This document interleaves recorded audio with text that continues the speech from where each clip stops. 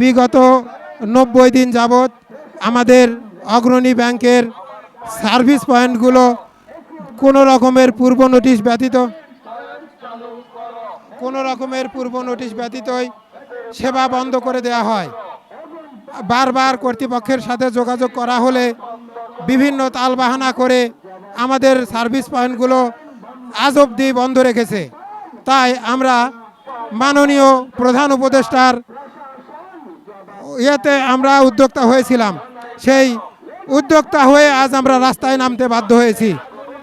অগ্রণী ব্যাংকের হঠকারী সিদ্ধান্তে আমরা 667 জন এজেন্ট সহ 5000 পরিবার আজ কর্মহীন হয়ে পড়েছি।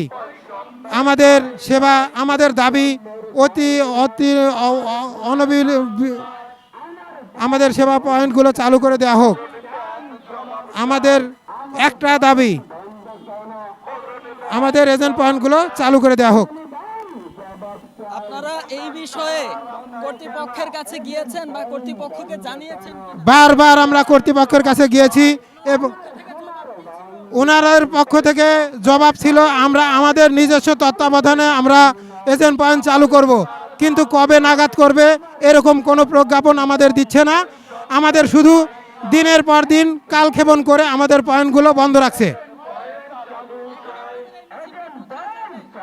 বাংলাদেশ ব্যাংকের সামনে যাব আমরা বাংলাদেশ ব্যাংকের কাছে দ্বারস্থ হব, আমাদের এজেন্ট পয়েন্ট বন্ধ কেন।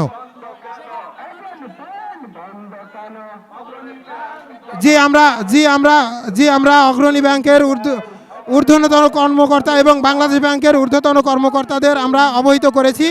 সেই লক্ষ্যে আমরা বাংলাদেশ ব্যাংকের সামনে অবস্থান কর্মসূচি পালন করতে যাচ্ছি।